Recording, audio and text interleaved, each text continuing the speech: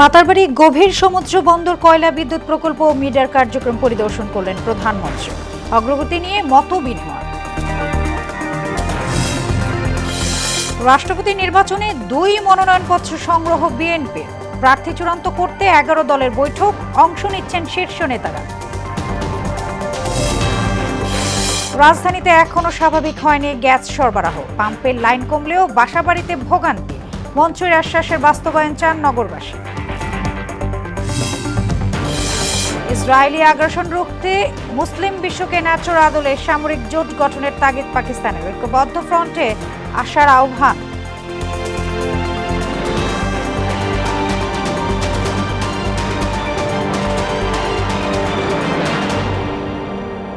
আসসালামু আলাইকুম, স্বাগত মোহনা সংবাদে। এতক্ষণ শুনছিলেন শিরোনাম, আর পুরোটা সংবাদ জুড়ে আছি আমি সোনিয়া ইসলাম। এবারে জানাবো বিস্তারিত।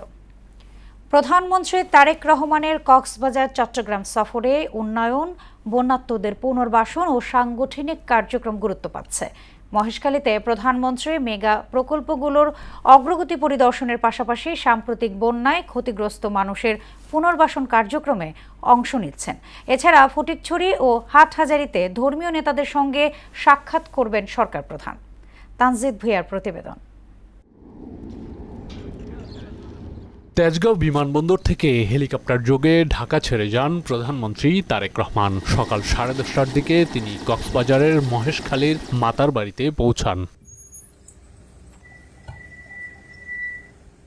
সেখানে মাতারবাড়ি গভীর সমুদ্র বন্দর, কয়লা ভিত্তিক বিদ্যুৎ প্রকল্প ও মহেশখালী সমন্বিত উন্নয়ন কর্তৃপক্ষ মিডার কার্যক্রম সরেজমিনে পরিদর্শন করেন।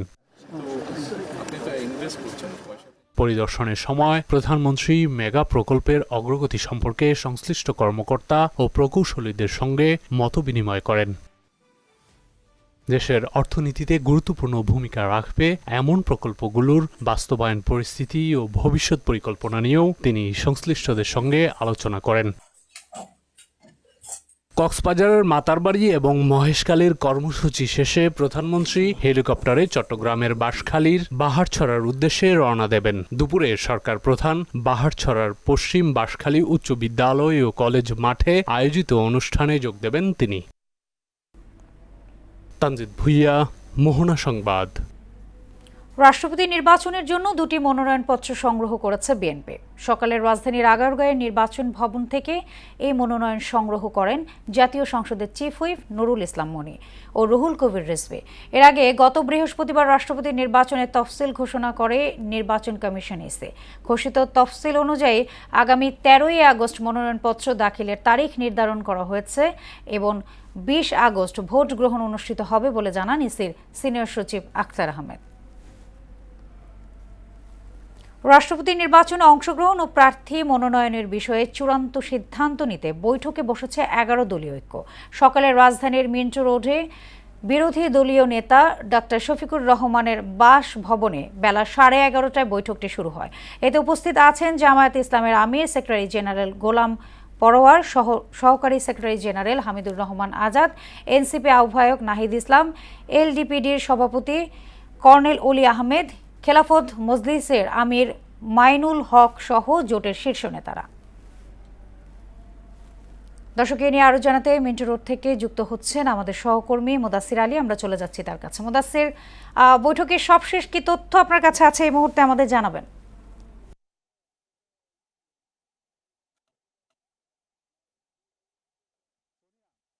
বৈঠকটা কিন্তু শেষ হয়েছে 20 মিনিট আগেই। তো যে বিষয়টি আপনাকে জানিয়ে রাখতে চাই, কিছুক্ষণ আগে কিন্তু কথা বলেছেন জামায়াতের আমির সহ বিরোধী দলীয় চিফ হুইপ নাহিদ ইসলাম এবং 11 দলীয় ঐক্য জোটের যে শীর্ষ নেতারা, তারা কিন্তু কথা বলেছেন।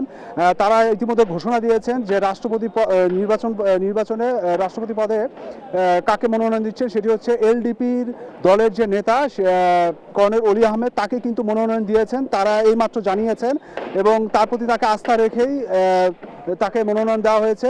বিষয়টি হচ্ছে যে এই মনোনয়ন দেওয়ার পাশাপাশি কিন্তু বিরোধী দলের চিফ হুইপ এবং জাতীয় নাগরিক পার্টির যে আহ্বায়ক নাহিদ ইসলাম তিনি কিন্তু জানিয়েছেন যে তাদের অনেক প্রত্যাশা ছিল যে জুলাই সনদ অনুযায়ী রাষ্ট্রপতির যে পদটি সেটি কিন্তু জুলাই সনদ অনুযায়ী কিন্তু হবে, কিন্তু সেটি কিন্তু হয়নি এবং এটি নিয়ে কিন্তু সরকারের সমালোচনা করেছেন। তিনি যেটি জানিয়েছেন যে প্রত্যাশা ছিল যে সরকার এই বিষয়টিকে গুরুত্ব সহকারে দিবে, গণভোটের রায়কে তারা অগ্রাধিকার দিবে, সেটি কিন্তু দেয়নি বলে তারা সমালোচনা করেছে। এদিকে কথা বলেছেন জামায়াতের আমির যেটি জানিয়েছেন তারা বেশ আলোচনা করেছেন এবং প্রায় 1.5 ঘন্টা ব্যাপী আলোচনার পরই কিন্তু তারা মোটামুটি সবাই একমত হয়েছেন কর্নেল অলি আহমেদের বিষয়ে এবং কর্নেল অলি আহমেদও কথা বলেছেন। তিনি যেটি বিষয়টি জানিয়েছেন সেটি হচ্ছে যে যেটি ভালো যেটি জনগণের জন্য ভালো সেটি তিনি গ্রহণ করবেন এবং যেটি জনগণের জন্য মন্দ সেটি কিন্তু তিনি পরিহার করবেন এবং তিনি কথা দিয়েছেন যে কোনো মূল্যে তিনি সবার আগে দলের ঊর্ধ্বে তিনি কিন্তু এই জনগণের জন্য যেটি মঙ্গল সেটি কিন্তু সবচেয়ে বেশি অগ্রাধিকার দিবেন। তো তিনি কথা বলেছেন, এছাড়াও কথা বলেছেন মামুনুল হক সহ আরও কয়েকজন নেতা। তো মোটামুটি তারা সবাই একমত কর্নেল অলি আহমেদের বিষয় এবং পাশাপাশি তারা কিন্তু সমালোচনা করেছে সরকারের যে বর্তমান যে গ্যাস সংকট সহ আরও কিছু বিষয় নিয়ে, তারা কিন্তু এগুলো নিয়েও কিন্তু কিছুটা সমালোচনা করেছেন। তো সব মিলিয়ে কিন্তু ব্রিফিংটি শেষ হয়েছে। তো আপাতত এই ছিল আমার কাছে রাষ্ট্রপতি পদে মনোনয়নে 11 দলীয় জোট সম্পর্কিত পাওয়া তথ্য। সোনিয়া। মুদাসসির, আপনাকে ধন্যবাদ। সিলেটে হামের প্রাদুর্ভাব অব্যাহত রয়েছে। গেল 24 ঘন্টায় নতুন করে 2 শিশু সহ 3 জনের মৃত্যু হয়েছে। একই সময় নতুন করে 18 জনের আক্রান্ত হওয়ার তথ্য নিশ্চিত করেছে স্বাস্থ্য বিভাগ। এদিকে সিলেটে দীর্ঘ 14 মাস পর আবারও করোনা ভাইরাস শনাক্ত করা হয়েছে। 55 বছর বয়সী এক ব্যক্তির শরীরে কোভিড শনাক্ত হওয়ার পর তাকে শহীদ ডাক্তার শামসুদ্দিন আহমদ হাসপাতালে আইসোলেশনে চিকিৎসা দেওয়া হচ্ছে। বিষয়টি নিশ্চিত করেন হাসপাতালের আবাসিক মেডিকেল কর্মকর্তা ডাক্তার মিজানুর রহমান। সারা দেশে স্বাস্থ্য সেবা খাতের সমস্যা চিহ্নিত করার কাজ চলছে বলে জানিয়েছেন স্বাস্থ্যমন্ত্রী সরদার মোহাম্মদ সাখাওয়াত হোসেন। দায়িত্ব নেওয়ার মাত্র কয়েক মাসের মধ্যে সরকার এই খাতের বিভিন্ন অনিয়ম ও সীমাবদ্ধতা চিহ্নিত করে সমাধানের উদ্যোগ নিয়েছে বলে জানান মন্ত্রী। সকালে চাঁদপুরে স্বাস্থ্যসেবার মান সরেজমিনে দেখতে ঝটিকা সফর আসেন স্বাস্থ্যমন্ত্রী। পরে জেলার হাইমচর উপজেলা স্বাস্থ্য কমপ্লেক্স আকস্মিক পরিদর্শন করেন তিনি। এ সময় দায়িত্ব অবহেলার অভিযোগে সিভিল সার্জন ডক্টর নূর আলম দিনকে তাৎক্ষণিক বদলির নির্দেশ দিয়ে মন্ত্রী স্বাস্থ্য সেবায় দায়িত্ব অবহেলা কোনোভাবে মেনে নেওয়া হবে না বলেও কঠোর বার্তা দেন। সারা বাংলাদেশ ব্যাপী আমরা স্বাস্থ্য সেবাকে নিশ্চিত করার লক্ষ্যে আমরা সমস্যাগুলি নির্দিষ্টকরণ করতেছি সমাধানের লক্ষ্যে। এখানে যাদের অবহেলা আছে সিভিল সার্জনকে উদ্যোগ করতে বলেছি আমি এখান থেকে, কারণ ওনার কোনো খেয়ালই নেই আমার এখানে অ্যান্টি র্যাবিস ভ্যাকসিন পাইনি। রাজধানীতে পুরোপুরি কাটেনি গ্যাস সংকট। কোনো কোনো এলাকার বাসাবাড়িতে চুলা জ্বলতে শুরু করলেও গ্যাসের চাপ কম। ফিলিং স্টেশনগুলোতে গাড়ির দীর্ঘ সারি কমেছে। তারপরও 30 মিনিট থেকে 1 ঘন্টা পর্যন্ত অপেক্ষা করতে হচ্ছে চালকদের। গ্যাস সংকট নিয়ে জ্বালানি মন্ত্রীর আশ্বাসের বাস্তবায়ন দেখতে চান নগরবাসী। বলেন সরকারকে আরও আশু পদক্ষেপ নিতে হবে। আরও জানাচ্ছেন উষা ফেরদৌস। আশা করি বিকালের মধ্যে ফ্রিজিং শেষ হয়ে যাবে। ফ্রিজিং শেষ হয়ে গেলে বিকাল থেকে গ্যাস সঞ্চালন আবার শুরু হবে এবং সঞ্চালন শুরু হয়ে গেলে আস্তে আস্তে আমাদের যেখানে প্রেশার কমে গেছে প্রেশারটা উন্নত হবে এবং মোটামুটি যে সমস্যার মধ্যে পড়েছি সমস্যা উত্তরণ করতে পারবো। গেল বৃহস্পতিবার সচিবালয়ে গ্যাস সংকট পরিস্থিতি উত্তরণের আশার কথা শুনিয়েছিলেন জ্বালানি মন্ত্রী ইকবাল হাসান মাহমুদ টুকু। স্বাভাবিক হতে 2-3 দিন লাগবে। তবে 3 দিন পরও পুরোপুরি স্বাভাবিক হয়নি ফিল্ডিং স্টেশনগুলো। এখনো আছে যানবাহনের সারি। পর্যাপ্ত চাপ না থাকায় 1 ঘন্টার বেশি অপেক্ষা করতে হচ্ছে সিএনজি চালকদের। এই লাইনে আমি 7 ঘন্টা সিরিয়ালে খাড়িয়ে আছিলাম, আমরা তো গ্যাস পাই নাই। এখন মোটামুটি একটু হয়েছে, মোটামুটি এখনো পুরাপুরি হয় না। এখন একটু চাপ কমছে, কিন্তু আগে অনেক লাইন থাকতো, এখন একটু কমছে। আজকে এসে একটু পালাম। বলতেছে একটা হইতেছে আর একটা, রাত্রেবেলা দেখতেছে সারাদিন দেখতেছে যানজট লাগাইতেছে আর রাত্রেবেলা দেখতেছে আপনার কাভারমেন্ট লাগাইয়া এই গ্যাস নিয়ে যেতেছে ঢাকার বাইরে। অস্বস্তি রয়ে গেছে আবাসিক এলাকাগুলোতেও। রাজধানীর কিছু কিছু অঞ্চলে চুলা জ্বললেও বেশিরভাগ এলাকায় ভোগান্তি রয়ে গেছে আগের মতোই। ফলে সংকটে ধুঁকছেন নাগরিকরা। গ্যাস আয় মনে করেন 2টা বাজে আইলে তেমন এই সময় তো রান্নার কোনো সময় নাই, আবার 3টা বাজে জায়গা। কষ্ট তো ওই, আর গ্যাস রাত্রে 10টা 11টার পরে গ্যাস আসে, এর আগে গ্যাস আর আসি। রান্নার বিকল্প ব্যবস্থাতেও বাড়ছে খরচের বোঝা। মাটির নিচে গাঁতি করে তারপরে আমরা ওই চুলে রান্না করি, আলাদা লাকড়ির ঘর বানিয়ে লইছি। এত কষ্ট করে রান্না যায়? এই লাড়কি চুলাতে রান্ধি, লাড়কিও কিনে আনো লাগে 15 টাকা কেজি। এরপরে সিলিন্ডারের বোতল আনো লাগে 2200 টাকা, ঘর ভাড়া দেয় 9000। এরপরে গ্যাসের বিলও দোন লাগে। গ্যাস সংকটে ধুঁকছে ঢাকার পার্শ্ববর্তী নারায়ণগঞ্জ, গাজীপুর ও নরসিংদী জেলাও। উষা ফেরদৌস, মোহনা সংবাদ, ঢাকা। 3 মাসের নিষেধাজ্ঞার পর কাপ্তাই হ্রদে আবারও মাছ শিকারের প্রস্তুতি নিচ্ছেন জেলেরা। কাল থেকে হ্রদে শুরু হবে পুরোদমে মৎস্য আহরণ এবং বাজারজাতকরণ। নৌকা, জাল ও অন্যান্য মাছ ধরা সরঞ্জাম প্রস্তুতে এখন ব্যস্ত সময় পার করছেন জেলেরা। রাঙামাটি প্রতিনিধি মহুয়া জান্নাত মনির প্রতিবেদন, জানাচ্ছেন মাহমুদ আক্তার। দক্ষিণ পূর্ব এশিয়ার অন্যতম বৃহৎ কৃত্রিম জলাধার কাপ্তাই হ্রদ। হ্রদে মা মাছের প্রাকৃতিক প্রজনন ও বংশবৃদ্ধি নিশ্চিতে 24 এপ্রিল মধ্যরাত থেকে মাছ ধরা বন্ধ করে রাঙামাটি জেলা প্রশাসন। সিদ্ধান্ত অনুযায়ী আগামী 10 আগস্ট মধ্যরাত থেকে আবারও শুরু হবে মাছ ধরা। প্রজনন মৌসুমে টানা 3 মাস মাছ আহরণ বন্ধ থাকার পর নিষেধাজ্ঞা শেষে হ্রদে নামার অপেক্ষায় রয়েছেন হাজারো জেলে।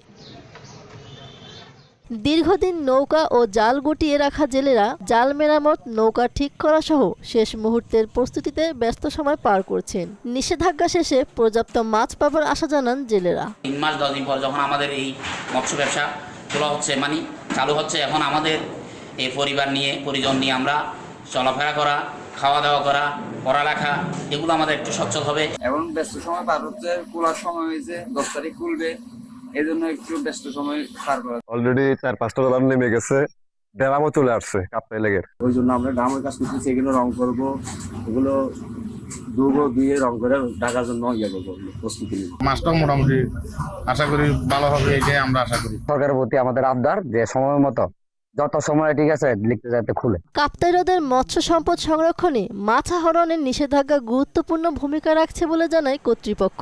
10 তারিখ দিবাগত রাত থেকে লেক ওপেন হবে এবং 11 তারিখ সকাল থেকে ল্যান্ডিং কার্যক্রম শুরু হবে। ইকুইপমেন্টগুলো, এগুলো পরীক্ষা নিরীক্ষা করা, এগুলো আমাদের চলমান রয়েছে, যাতে করে আমরা সঠিক সময়ে আমরা লেক ওপেনিং এর যে কার্যক্রম বা অবতরণের কার্যক্রম সেগুলো আমরা শুরু করতে পারি। এশিয়ার বৃহত্তম এই কৃত্রিম কাপ্তাই হ্রদে 66টি দেশীয় প্রজাতির ও 6টি বিদেশি প্রজাতির মাছ পাওয়া যায়। মাহমুদা আক্তার, মোহনা সংবাদ। যশোর ও চাঁপাইনবাবগঞ্জে আশঙ্কাজনক হারে বাড়ছে ডেঙ্গু রোগীর সংখ্যা। প্রতিদিন নতুন নতুন রোগী শনাক্ত হওয়ার হাসপাতালে ওপর চাপ বাড়ছে। মাঠ পর্যায়ে মশক নিধন কার্যক্রম ঢিলে তালে চলার কারণে সাধারণ নাগরিকদের মধ্যে চরম ক্ষোভ বিরাজ করছে। তবে যে কোনো পরিস্থিতি মোকাবেলায় প্রস্তুত রয়েছে স্বাস্থ্য বিভাগ। স্বাধীন মোহাম্মদ আবদুল্লাহ ও নাসিম আলীর তথ্যচিত্র ডেস্ক রিপোর্ট। চলতি বছরের শুরু থেকে এ পর্যন্ত যশোর জেলায় 380 জনের দেহে ডেঙ্গু শনাক্ত হয়েছে। এদের মধ্যে 363 জন সুস্থ হয়ে বাড়ি ফিরেছেন। বর্তমানে হাসপাতালে ভর্তি 16 জন। রোগীর স্বজনরা বলছেন, ঢাকায় আক্রান্ত হওয়ার পর তারা গ্রামে এসে হাসপাতালে ভর্তি হন। পরিস্থিতি সামাল দিতে জেলার 8 উপজেলার স্বাস্থ্য কমপ্লেক্সগুলো প্রস্তুত রাখা হয়েছে বলে জানান সিভিল সার্জন।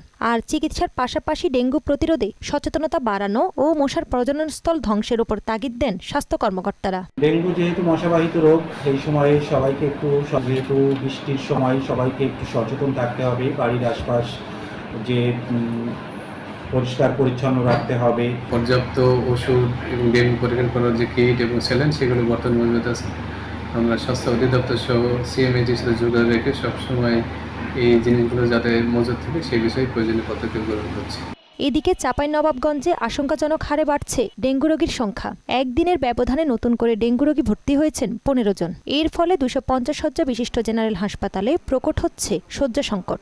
ডেঙ্গু পরীক্ষা করলে পজিটিভ দেখায়, তাই আজকে রাত্রে আসা আমি এখানে ভর্তি হয়েছি। এখানে এসে আপনার রিপোর্ট করার পরে জানতে পারি যে আমার ডেঙ্গু হয়েছে। তবে রোগীর সংখ্যা যদি আরো বাড়ে, প্রয়োজন অনুযায়ী বেডের সংখ্যা বাড়ানো হবে বলে জানান এই কর্মকর্তা। শর্ট টাইমে বলা মুশকিল যেটা আসলে বাড়বে কিনা, তবে আমরা প্রস্তুত আছি। আমাদের লজিস্টিক্স, ডেঙ্গু পরীক্ষার কিট এবং চিকিৎসা সরঞ্জাম যেগুলো লাগে, যেমন কিছু ফ্লুইড লাগে, সেগুলো আমাদের যথেষ্ট পরিমাণে এখন আছে। স্বাস্থ্য বিশেষজ্ঞরা বলছেন কেবল হাসপাতাল কেন্দ্রিক চিকিৎসা দিয়ে ডেঙ্গুর বিস্তার ঠেকানো সম্ভব নয়। পৌর এলাকাগুলোতে এডিস মশার লার্ভা ধ্বংস, ড্রেনেজ ব্যবস্থা পরিষ্কার এবং সচেতনতামূলক অভিযান জোরদার না হলে পরিস্থিতি আরও নিয়ন্ত্রণের বাইরে চলে যাবে। তাহসিন তারিন, মোহনা সংবাদ। বগুড়ায় মহাসড়কে দাঁড়িয়ে থাকা একটি ট্রাককে পেছনে আরেক ট্রাকের ধাক্কায় 3 জন নিহত ও 2 জন অন্তত আহত হয়েছে। সকালে সেলিমপুর পল্লী বিদ্যুৎ সমিতির সামনে ফ্লাইওভারের উপর ঢাকা রংপুর মহাসড়কে এই দুর্ঘটনা ঘটে।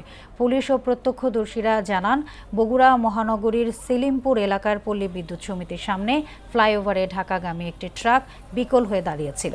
আহতদের উদ্ধার করে বগুড়া শহীদ জিয়াউর রহমান মেডিকেল কলেজ হাসপাতালে ভর্তি করা হলে চিকিৎসাধীন অবস্থায় আরও একজনের মৃত্যু হয়।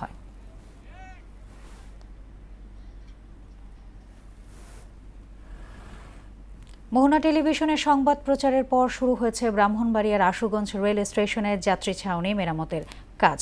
অনেকটা পাল্টে গেছে স্টেশনটির নিরাপত্তা ব্যবস্থাও। এর আগে গত 6 জুলাই নড়বড়ে অবকাঠামো ও নিয়ন্ত্রণহীন সিগন্যাল ব্যবস্থা সহ নানা অনিয়ম নিয়ে সংবাদ প্রচার করে মোহনা টেলিভিশন। পর্যায়ক্রমে স্টেশনের সব সমস্যাই সমাধানের আশ্বাস দিয়েছে স্থানীয় প্রশাসন। আশুগঞ্জ থেকে তসলিম আহমেদের তথ্যচিত্রে জানাচ্ছেন টলি বিনতে মনোয়ারা। বেহাল যাত্রী ছাউনি, দুর্বল নিরাপত্তা ব্যবস্থা, সুপেয় পানির অভাব এবং ব্যবহার অনুপযোগী টয়লেট সব মিলিয়ে যাত্রী ভোগান্তির যেন শেষ নেই ব্রাহ্মণবাড়িয়ার আশুগঞ্জ রেল স্টেশনের। এ নিয়ে মোহনা টেলিভিশনের সংবাদ প্রচারের পর শুরু হয়েছে যাত্রী ছাউনি সংস্কারের কাজ। মোহনা টিভির একটি রিপোর্ট আমি দেখছি, বিভিন্ন নিয়ম বহির্ভূত কর্মকাণ্ডগুলো ওই রিপোর্টে তুলে ধরছিল। তুলে ধরার পরবর্তীতে স্টেশনের যে কর্তৃপক্ষ আছে তাদের টনক নড়ছে, তারা বর্তমানে যাত্রী ছাউনির কাজ আরম্ভ করছে। মোহনা টিভিকে ধন্যবাদ জানাই, পাশাপাশি বর্তমান সরকারকেও ধন্যবাদ জানাই।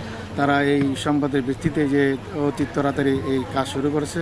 দুর্বল সিগন্যালিং ব্যবস্থার কারণে ট্রেন চলাচলে অনিয়ম দেখা দেয়ায় হর হামেশাই ভোগান্তিতে পড়ছেন যাত্রীরা। আমি আমার অসুস্থ বাচ্চা নিয়ে আমি ঢাকা যেতাম, 250 টাকা টিকিট কাটছি, গাড়ি করতে পারছি না, গাড়ি আইসা বেশি সময় করছে আর অনেক লোক রাস্তার মাঝে। ট্রেনটা এখানে কখন আসছে, কখন দাঁড়াচ্ছে, সিগন্যালিং সিস্টেমটা আরেকটু আধুনিক করা দরকার, আরেকটু স্মুথ করা দরকার। পরিষ্কার পরিচ্ছন্নতা এবং যাত্রীর সিগন্যালিং ব্যবস্থা যদি আমাদের ভালো করা হয় তাহলে আমরা আরও কমফোর্টলি এখান থেকে ঢাকা যেতে পারবো। চুরি ছিনতাই নিয়ন্ত্রণে এসেছে এবং যাত্রীদের মধ্যেও একটা স্বস্তি ফিরে আসছে। স্টেশনের সার্বিক ব্যবস্থাপনা ও যাত্রী সেবার মান উন্নয়নে স্টেশন মাস্টারের উদাসীনতার অভিযোগও করেন তারা। যখন আমরা ট্রেনের টাইম জানার জন্য বা সময়টা জানার জন্য স্টেশন মাস্টারের শরণাপন্ন হই, তো ওইখানে গিয়ে ওনার খোঁজ খবর পাওয়া যায় না। তো আজকে প্রায় 1 মাসের ভিতরে 3বার টাকা দেওয়া হচ্ছে, 3বার স্টেশন মাস্টার এখন খোঁজ পায়নি। এখন ভিতরে শুনলাম ওনার নাকি একটা নিজস্ব দোকান আছে। জিজ্ঞাসা করলাম উনি কোথায় যায়, তো উনি বললো যে ভিতরে কোনো একটা ব্যবসা আছে, উনি এখানে সিট ফেলে দিয়ে ওনার নিজস্ব ব্যবসার মধ্যে উনি মনোযোগী। স্টেশনের নিরাপত্তা সহ সব সমস্যারই পর্যায়ক্রমে সমাধান করা হবে বলে জানালেন আখাউড়া রেলওয়ে থানার ভারপ্রাপ্ত কর্মকর্তা। মোহনা টেলিভিশন আপনাদের নিউজ করছেন যে চুরি ছিনতাইয়ের ব্যাপারে, এই নিউজটা বাইর হওয়ার পরে আমরা সচেতন হয়েছি। সচেতন হওয়ার পরে আমরা নিরাপত্তা জোরদার করায় এবং আইন শৃঙ্খলা উন্নতি করতে, যাতে প্ল্যাটফর্ম সুন্দর হয় এবং সুন্দরভাবে যাত্রী যাওয়া আসা করতে পারে, সেই ব্যাপারে আমরা অগ্রণী ভূমিকা পালন করতে পারি। গুরুত্বপূর্ণ রেল স্টেশনটিতে যাত্রী বান্ধব পরিবেশ নিশ্চিতে কর্তৃপক্ষ দ্রুত পদক্ষেপ নেবে এমন দাবি সংশ্লিষ্টদের। ডলি বিনতে মনোয়ারা, মোহনা সংবাদ। 2024 সালের ভয়াবহ বন্যা এবং 25-এর জলাবদ্ধতায় নোয়াখালীর বেশিরভাগ সড়কে সৃষ্টি হয়েছে খানাখন্দ। কবিরহাটের বিভিন্ন সড়কে বড় বড় গর্তের সৃষ্টি হয়েছে, যা সামান্য বৃষ্টিতে ডুবে গিয়ে চরম জনদুর্ভোগ ও নিয়মিত দুর্ঘটনার কারণ হচ্ছে। সংস্কারবিহীন এ সকল সড়ক পারাপারে প্রতিনিয়তই পোহাতে হচ্ছে ভোগান্তি। মোহাম্মদ সেলিমের তথ্যচিত্রে বিস্তারিত জানাচ্ছেন মিশাল বিনতে আনোয়ার। কবিরহাট উপজেলা 3 নম্বর ধানসিঁড়ি ইউনিয়নের নলুয়া জনতা বাজার থেকে ভুইয়ারহাট হয়ে সুন্দরপুর এবং ধর্মপুরের রহমতনগর পর্যন্ত প্রায় 20 কিলোমিটার সড়কে জমে থাকা পানি আর খানাখন্দে রূপ নিয়েছে মরণ ফাঁদে। এতে সবচেয়ে বেশি বিপাকে পড়েছে স্কুল, কলেজ ও মাদ্রাসাগামী কোমলমতি শিক্ষার্থী, গর্ভবতী নারী সহ রোগীরা। আমাদের গাড়ি ঘোড়া নষ্ট হইতেছে, যাত্রীরা কষ্ট পাইতেছে, গাড়ি উল্টি যায়, ভাঙ্গি যায়। প্রাইমারি স্কুলের ছাত্রছাত্রী, কেজি স্কুলের ছাত্রছাত্রী, মাদ্রাসার ছাত্রছাত্রী উক্ত রাস্তা দিয়ে চলাফেরা করে, তাদের ভীষণ অসুবিধা হয়। এই রাস্তা দিয়ে একজন রুগী নিয়ে মাঝদি শহরে যাওয়ার মতো পরিবেশ নেই। রাস্তাটা বেহাল একটা দশা, আমরা খুবই ভোগান্তিতে আছি। সোনাপুর মাইজি থেকে যে মালামালগুলো আনি ভাড়া বাবদ অনেক ব্যয় হয়। এলজিইডির জেলা এবং উপজেলা সকল পর্যায়ের কর্মকর্তাদের সহযোগিতা আমাদের প্রয়োজন।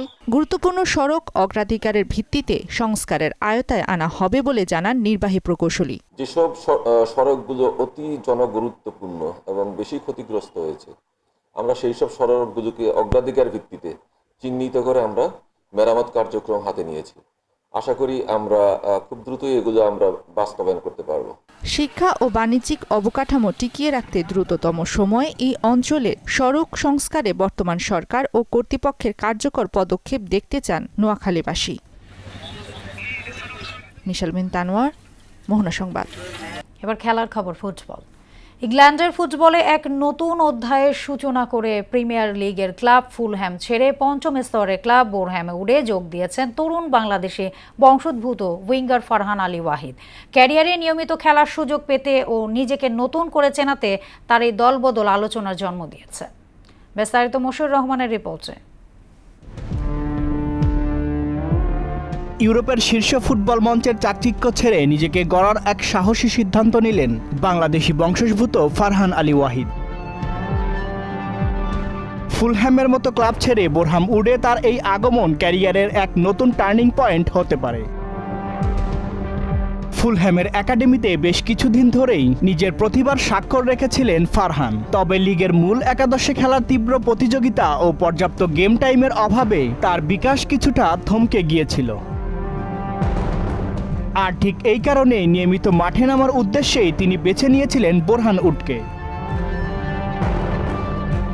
যেখানে প্রতিনিয়ত ম্যাচ খেলার পাশাপাশি যে অভিজ্ঞতা ফারহান অর্জন করবেন, যেটা তার মাঠের পারফরম্যান্সকে আরও ধারালো করে তুলবে। ক্লাব কর্তৃপক্ষ ফারহানকে দলে পেয়ে বেশ উচ্ছ্বসিত। নতুন প্রজেক্টকে আরও গতিশীল করতে ফারহানের গতি ও ড্রিবলিংয়ের দক্ষতাকে ব্যবহার করতে চান টিম ম্যানেজমেন্ট। ইংল্যান্ডের ফুটবলে ফারহানের এই নিয়মিত পথ চলা ভবিষ্যতে বাংলাদেশ জাতীয় দলের আক্রমণকে আরও সমৃদ্ধ করতে পারে বলে মনে করছেন বাংলাদেশের ফুটবল বিশেষজ্ঞরা। মশিউর রহমান, মোহনা সংবাদ। শেষ করব মোহনা সংবাদ, যাবার আগে শিরোনামগুলো আরও।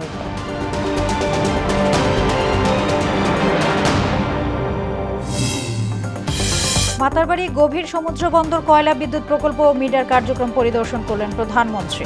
অগ্রগতি নিয়ে মতবিনিময়।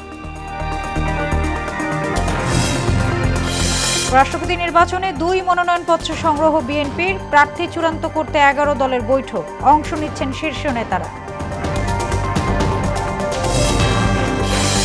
রাজধানীতে এখনও স্বাভাবিক হয়নি গ্যাস সরবরাহ। পাম্পের লাইন কমলেও বাসাবাড়িতে ভোগান্তি।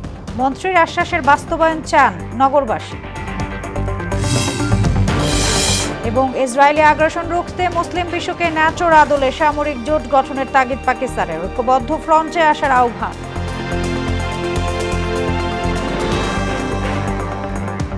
এই ছিল মোহনা সংবাদে। পরবর্তী সংবাদ বিকেল 5:30টায়। এর আগে বিকেল 3টায় দেখবেন সংবাদ এক নজরে। মোহনা সবশেষ খবর জানতে ভিজিট করুন www.mona.tv। সংবাদ দেখতে পারেন ফেসবুক, ইউটিউবে। এতক্ষণ সঙ্গে থাকার জন্য ধন্যবাদ সবাইকে।